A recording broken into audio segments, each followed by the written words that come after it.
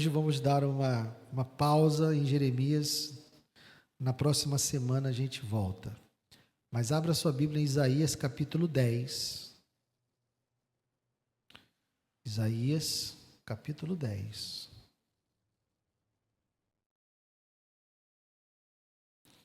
Nós vamos ler do verso 9 ao verso 19.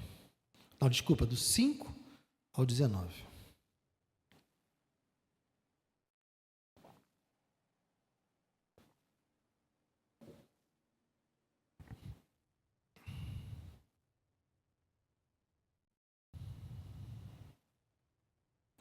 Isaías capítulo 10, do 5 ao 19.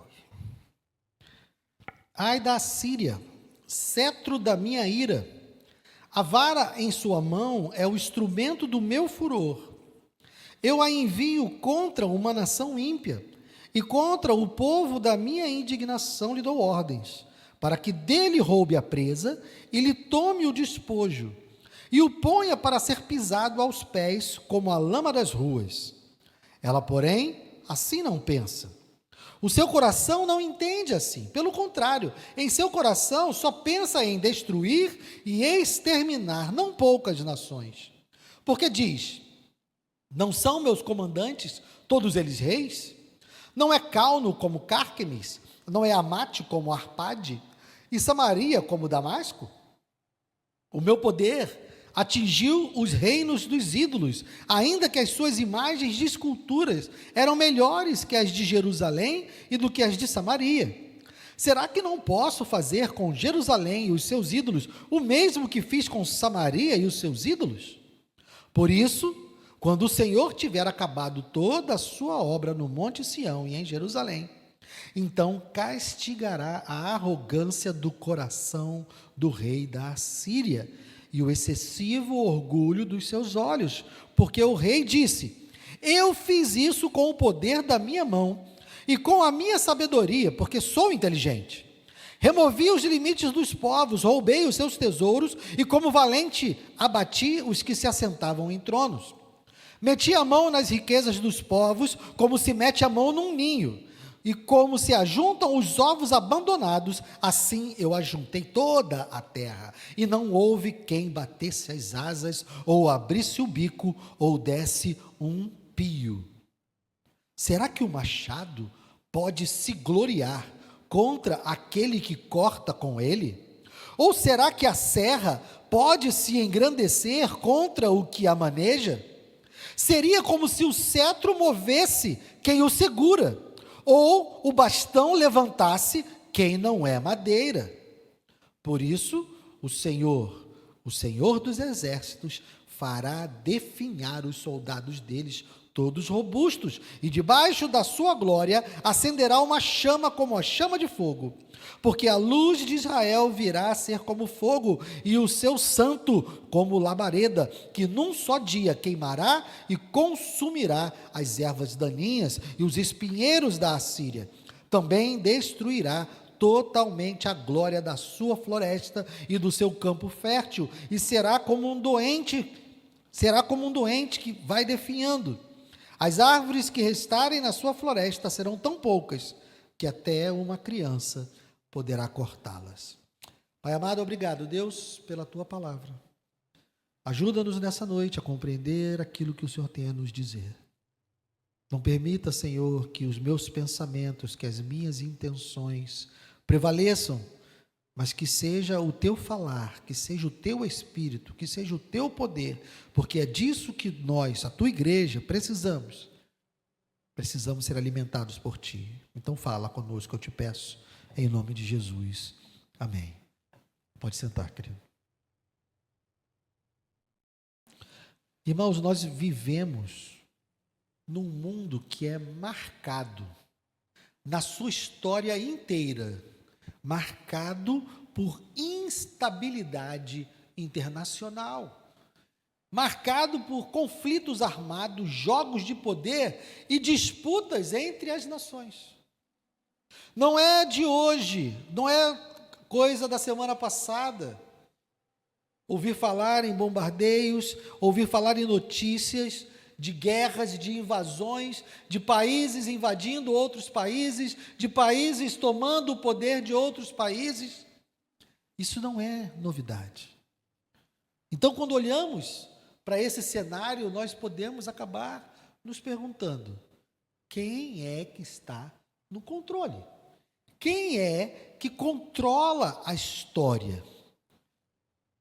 Quando grandes potências se movem, quando exércitos avançam, quando os governos interferem em outros governos, nós somos tentados a imaginar, somos tentados a pensar que a história está na mão dos mais fortes. Nós somos tentados a imaginar que a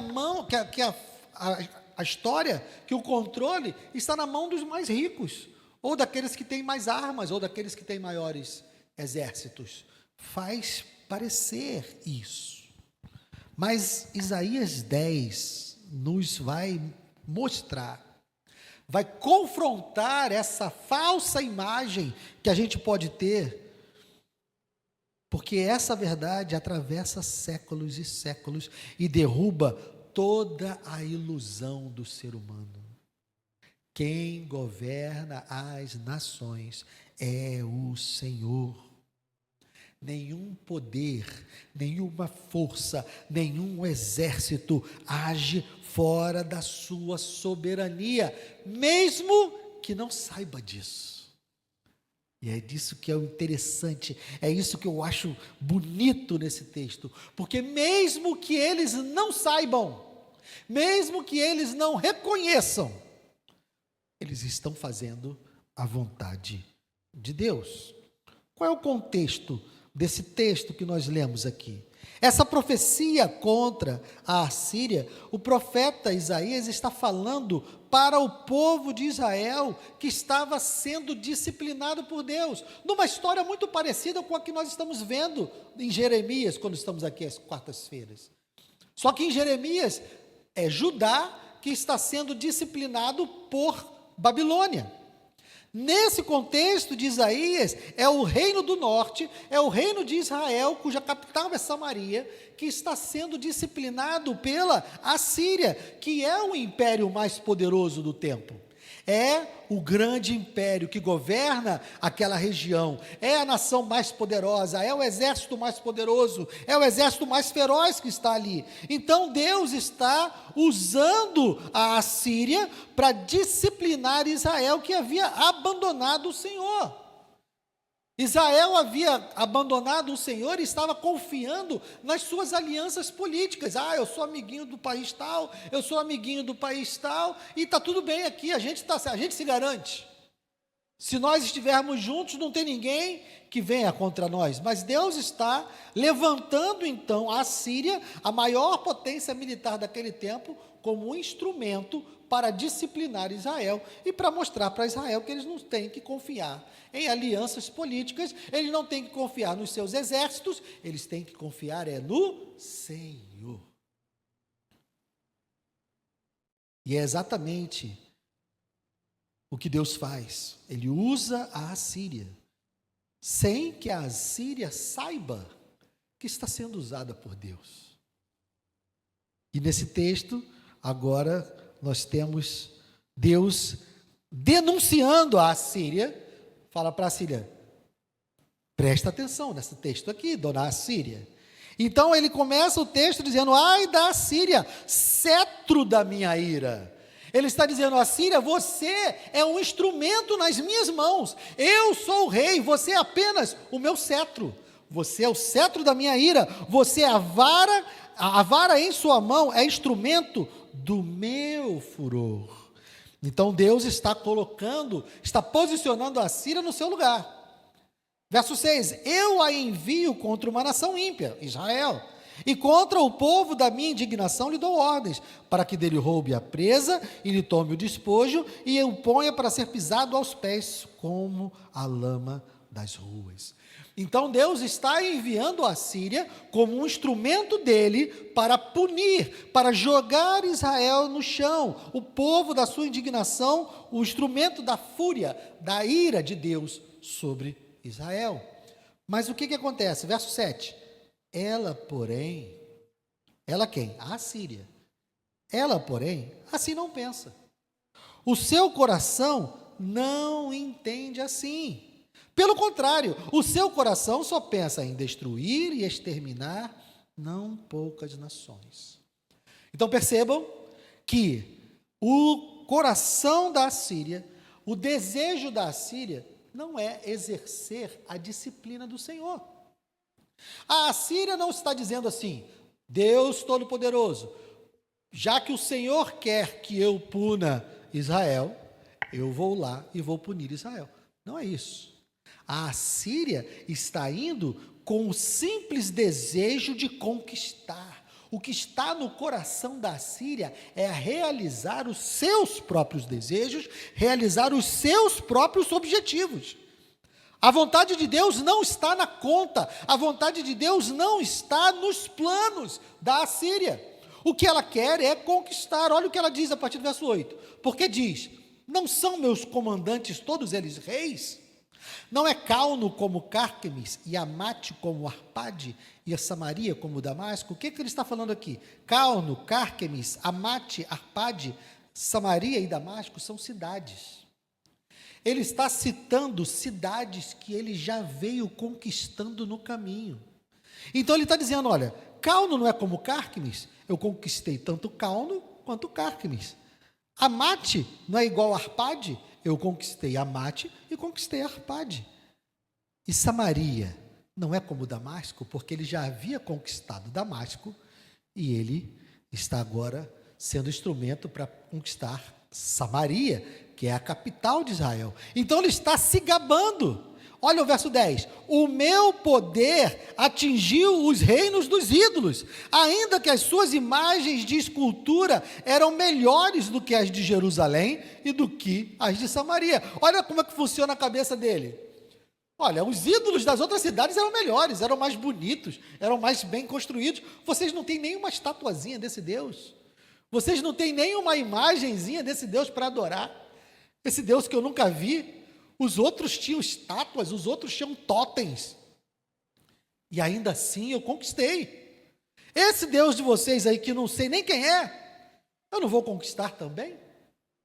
Esse era o coração dele. Vejam 11. Será que não posso fazer com Jerusalém e os seus ídolos o mesmo que fiz com Samaria e seus ídolos?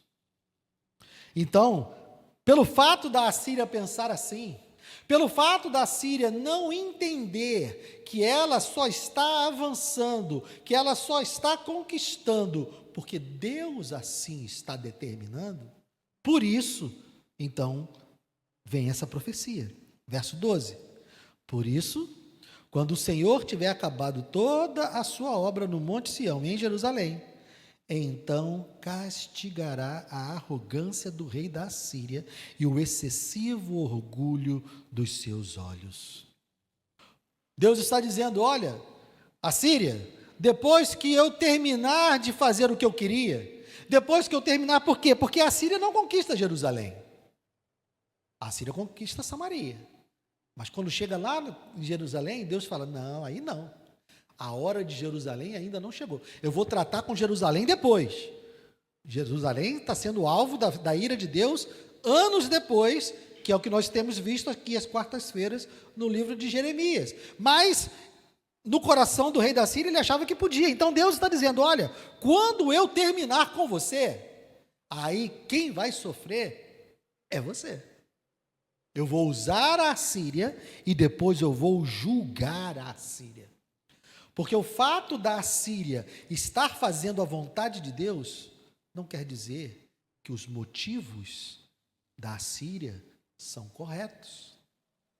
O fato da Assíria estar prevalecendo contra as outras nações não é um aval de que todos os seus objetivos e todos os seus planos estão certos.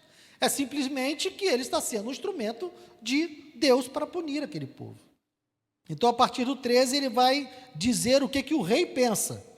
Porque o rei disse, e a partir do verso 13, aqui dessas aspas, até o verso 14, é o pensamento do rei. Olha o que ele pensa.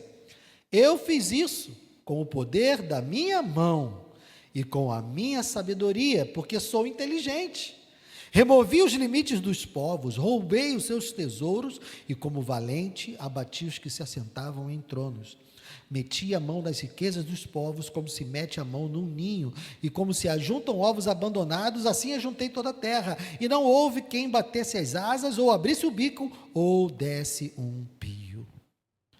Então veja, ele acha que é por conta dos seus méritos. Ele acha que é porque ele é melhor do que os outros.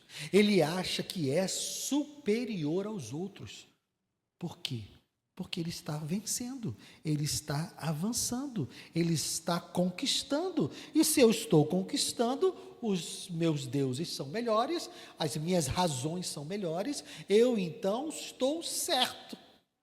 Quem está certo é quem vence, quem está certo é quem conquista, e Deus está dizendo, não é isso. É uma tentação antiga e perigosa acreditar que aqueles que vencem são os justos. Aqueles que estão avançando e conquistando são aqueles que estão fazendo o que é certo. A verdade é que a vitória não é prova de justiça. E o sucesso não é um sinal automático da aprovação de Deus. Deus está deixando claro aqui que não aprova a Assíria, que não aprova o rei da Assíria e que não está de acordo com os planos e com as ideias dele, mas está usando eles para disciplinar Israel. Então a tentação que existe é, se está ganhando, está do lado de Deus. Se fosse assim, todo time de futebol que tem um crente fiel lá, o jogo teria que terminar em empate, né? Porque os dois são crentes, os dois oram, os dois pedem a Deus. Se fosse assim, ninguém podia ganhar ninguém. Aqui, Deus está colocando as coisas no lugar. Então, os instrumentos precisam reconhecer que fazem parte de algo maior e que precisam se submeter àquele que está realmente controlando as coisas. Verso 15. Será que o machado pode se gloriar contra aquele que corta com ele? Ou será que a serra pode se engrandecer contra o que a maneja? Seria como se o cetro movesse quem o segura, ou o bastão levantasse quem não é madeira. Eu acho o senso de humor de Deus algo engraçado, né? Porque eu não sei vocês, gente, mas eu acho graça quando estou em casa e leio essas coisas. Eu acho engraçado. Imagina, ele falando para o rei, dizendo, olha só, você acha que o machado que está na mão do lenhador é mais importante do que o lenhador? Você acha que o machado pode se gloriar por causa do lenhador? O machado é só um instrumento, quem está derrubando a árvore é o lenhador. O machado é só uma ferramenta, a serra é só uma ferramenta na mão do marceneiro. O serrote não pode se gloriar de estar fazendo nada. O serrote não tem força, não tem vontade, não tem nada. Ele é um instrumento que está nas mãos de alguém que maneja. E aí ele diz, olha, o cetro não move quem o segura. Isso aponta para o começo do texto, né? Ai da Assíria, cetro da minha ira. Então ele está dizendo, Assíria, você é um objeto que eu movo como eu quero. Você é só um objeto na minha mão que eu governo e levo para onde eu quiser e faço com você o que eu quiser. Porque o cetro não move quem o segura e o bastão não levanta quem não é madeira. Então Deus deixa claro aqui quem é quem. Esse é o limite da soberania humana. Os seres humanos tomam decisões? Sim. Os seres humanos têm planos? Sim. Mas toda a escolha humana tem os seus limites. O que a gente precisa entender aqui? O fato de Deus usar a maldade da Assíria não coloca a Assíria numa posição de estar certa. O que está no coração da Síria é fazer o mal. Deus usa as intenções dos seres humanos para realizar a sua vontade, que é boa. Um exemplo para nós entendermos: José e seus irmãos. Os irmãos de José, quando o colocam lá no poço e vão embora, eles queriam o bem de José? Eles queriam que José morresse. Só Judá que queria voltar lá para buscá-lo, né? Mas eles queriam que ele morresse. Eles não estavam colocando José no buraco, porque sabiam que José seria levado, que José seria vendido, que ele teria um problema na casa de Potifar, que ele seria preso, que ele conheceria pessoas e revelaria os seus sonhos, e seria levado diante de Faraó para depois ser o segundo homem de Faraó. Não, eles não sabiam de nada disso. O que eles queriam era matar José. Deus transformou o mal em bem. Mas isso não muda o fato de que o que havia no coração dos irmãos de José era o mal. A mesma coisa aqui. O que há no coração do rei da Síria é arrogância, é orgulho e um desejo incontrolável de poder. Deus está usando isso para punir a nação de Israel. Mas no momento certo, ele vai ser alvo de julgamento. Então, o fato de Deus ser soberano não anula a nossa responsabilidade. Pense no diabo, por exemplo. O diabo, quando entra em Judas para entregar Jesus, ele está querendo a nossa salvação? Não. Ele quer apenas matar o Messias.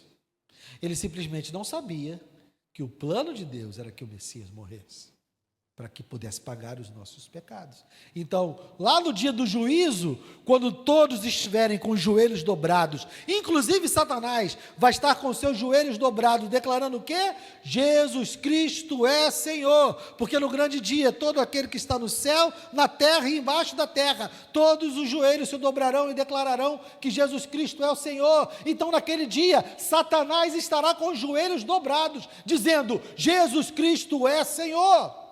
Mas ele pode reivindicar em seu favor: olha, Deus, eu mereço ir para o céu, porque eu entrei lá em Judas para ajudar na crucificação, eu tenho uma contribuição, eu dei uma contribuição no seu plano de salvação. Ele pode fazer isso?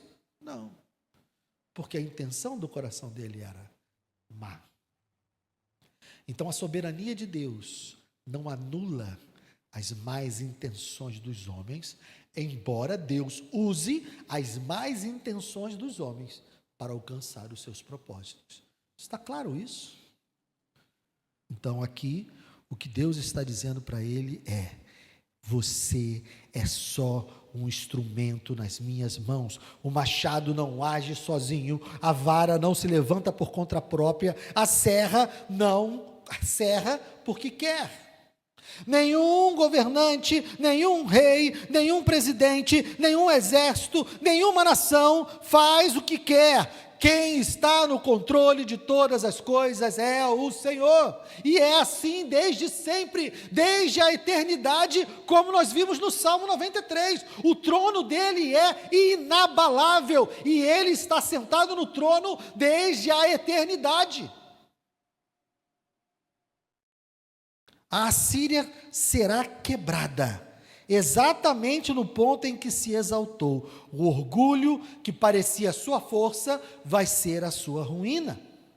Ela será quebrada, embora tenha cumprido os propósitos de Deus. Quais são os princípios que nós tiramos para os nossos dias, para os dias que nós vivemos? Primeiro, vejam que essas são verdades que atravessam séculos.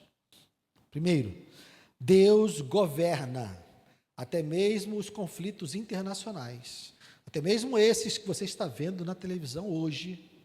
Deus é que está no controle, nada escapa do seu domínio. Você não precisa ficar atemorizado, você não precisa ficar assustado, porque o Deus que controla todas as coisas, o seu Deus, o seu Senhor, o seu Salvador, Ele está no controle de cada uma das situações, Ele governa cada uma das nações, e elas só vão e só fazem aquilo que Ele quer, e só vão até onde Ele deixa.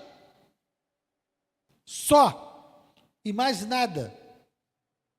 Segundo, já falamos um pouco sobre isso, mas para ficar fixado, a soberania de Deus não elimina a responsabilidade dos seus agentes. A Assíria foi usada por Deus, mas isso não tirou a responsabilidade dela, e no momento certo Deus julga ela e Deus pune ela. As nações que hoje exercem poder, mesmo que seja em alguma medida para realizar um propósito de Deus, se elas não estão fazendo isso, e normalmente não estão, se elas não estão fazendo isso para a glória de Deus, elas também serão julgadas. Porque normalmente as nações, os presidentes, os reis, agem de acordo com os seus propósitos, agem de acordo com as suas necessidades. Alguém pode dizer, não, está fazendo isso para libertar, está fazendo isso para salvar. Não, quer o dinheiro, quer o poder, quer o petróleo, o que quer que seja. Só porque é vitorioso não quer dizer que não será julgado. Terceira coisa, o povo de Deus não deve temer o poder humano. Meus irmãos, todos os impérios que já se levantaram na história da humanidade caíram. A Assíria caiu. Depois da Assíria veio quem? Babilônia. O que aconteceu com Babilônia? Caiu. Roma conquistou a Europa e quase toda a parte do Oriente Médio, e Roma caiu. Inglaterra já foi uma grande potência que dominou os mares. Caiu. Ainda está lá, mas está pequititinha, né? Hoje nós temos um grande império que governa, que domina, que é militarmente superior a todas as outras nações. Mas sabe o que vai acontecer com esse império um dia? Vai cair. Qual virá depois? Não sei. Alguns dizem que é um, outros dizem que é outro. Eu não sei quem virá depois do grande império que está aqui hoje, mas sabe o que eu sei a respeito do próximo império? Que ele vai cair também. E o que vier depois dele também vai cair, porque só existe um trono que é inabalável. O trono do Senhor é o trono que rege as nações. Reinos passam, impérios caem, mas o Senhor permanece.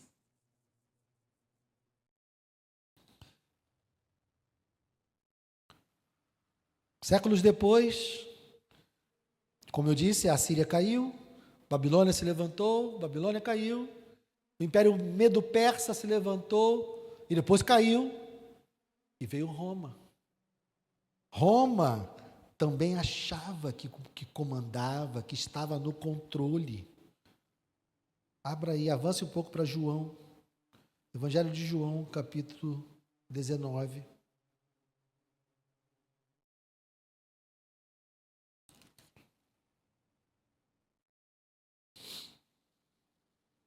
Os judeus, o Sinédrio, leva Jesus até a autoridade romana chamada Pilatos. Fazem acusações contra Jesus, querem que Jesus seja crucificado, mas Pilatos não encontra nele. Então aqui, vamos ler a partir do João 19, vamos ler a partir do verso 1. Por isso, Pilatos tomou Jesus e mandou açoitá-lo. Os soldados teceram uma coroa de espinhos e a puseram na cabeça de Jesus. Também o vestiram com um manto púrpura. Chegavam-se a ele e diziam, salve o rei dos judeus, e davam-lhe bofetadas. Pilatos saiu outra vez e disse aos judeus, Eis que eu o apresento a vocês, para que saibam que não encontro nele crime nenhum. Então Jesus saiu, trazendo a coroa de espinhos e o manto púrpura, e Pilatos lhes disse: Eis o homem. Quando viram Jesus, os principais sacerdotes e os seus guardas gritaram: Crucifique, crucifique. Pilatos repetiu: Levem-no daqui vocês mesmos e o crucifiquem, porque eu não encontro nele crime algum. Os judeus responderam: Temos uma lei, e segundo essa lei ele deve morrer, porque se fez filho de Deus. Pilatos, ouvindo tal declaração, ficou ainda mais atemorizado, e entrando outra vez no pretório, perguntou a Jesus: De onde você é? Mas Jesus não lhe deu resposta. E aqui está, o pensamento daqueles que têm o poder. Então Pilatos o advertiu: Você não me responde? Não sabe que eu tenho autoridade tanto para soltar você como para crucificá-lo? Pilatos entende que ele tem o poder. Pilatos entende que ele que tem a autoridade. Jesus respondeu: O Senhor não teria nenhuma autoridade sobre mim, se de cima não lhe fosse dada. Por isso, quem me entregou ao Senhor tem maior pecado. Ele está se referindo aqui ao Sinédrio, está se referindo aos homens que são responsáveis pela palavra, responsáveis pela religião judaica. Ele está dizendo: olha, você não tem autoridade nenhuma que não tenha sido lhe dada do alto. Na cruz, o crucificaram por ódio. Não havia ninguém pensando em salvação. Eles estavam dizendo: crucifica-o, crucifica-o, porque odiavam a Jesus. Os governantes exerceram seu poder de maneira covarde, e Pilatos lava as suas mãos e deixa um homem que ele sabia que era inocente, porque ele declarou 2 vezes: não vi nele crime algum. Mas por covardia, ele não absolve e permite que esse homem seja crucificado. E os soldados estavam lá escarnecendo de Jesus. Mas ainda assim, por meio do ódio das pessoas, por meio da covardia das autoridades romanas, por meio dos soldados que estavam escarnecendo deles, Deus estava cumprindo o seu plano eterno. Os propósitos de Deus estavam se cumprindo, apesar do ódio, apesar da maldade, apesar da covardia. Quem estava no controle de todas as coisas era o próprio Deus. E a crucificação de Jesus foi o maior pecado da história, porque matou um único homem que era verdadeiramente inocente, o único homem que não pecou, o único homem que nunca errou. Ele foi morto. Mas esse maior pecado da história se tornou o maior ato de graça da história, porque por causa da morte dele, eu e você, que somos pecadores, que somos maus, que merecíamos a morte, vamos receber a vida eterna por causa desse ato. Então, meus irmãos, não se preocupe com as motivações das pessoas lá fora. Não se preocupe com a maldade no coração do mundo. Não se preocupe com as intenções dos presidentes, dos exércitos e das nações. Não se preocupe. O nosso Deus está trabalhando para que os seus propósitos se cumpram. E Ele é um Deus bom. Aquele que governa a história, Ele não é apenas soberano, Ele é justo e Ele é bom. E a nossa vida está nas mãos dEle. Amém? Os irmãos que vão nos ajudar com a ceia, por favor. Pai amado, obrigado, Deus. Obrigado porque podemos descansar a despeito de qualquer coisa. Homens maus saem de casa com o intuito de fazer maldades. Governantes maus governam de acordo com os seus propósitos e com as suas intenções. Mas nós podemos sair de casa sabendo que nenhum deles tem poder sobre nós. É o Senhor que está governando a história, o Senhor das nossas vidas, o Senhor que enviou o seu Filho para o nosso bem, para o perdão dos nossos pecados, o Senhor que transformou o maior pecado da história no maior ato de graça da história, está governando esse planeta, está governando esse universo. Nós podemos descansar nisso. Obrigado, Deus, pela mesa. Obrigado, Senhor, pelos elementos que nos lembram que a cruz não foi um acidente, a cruz não foi uma injustiça sem sentido, a cruz não foi uma vitimização do teu filho, não, a cruz é a realização da tua obra salvadora sobre nós. Cristo não foi morto, ele deu a sua vida por nós. Muito obrigado, Senhor.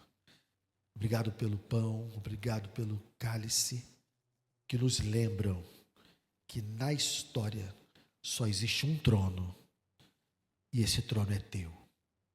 Te louvamos e te agradecemos, em nome de Jesus. Amém.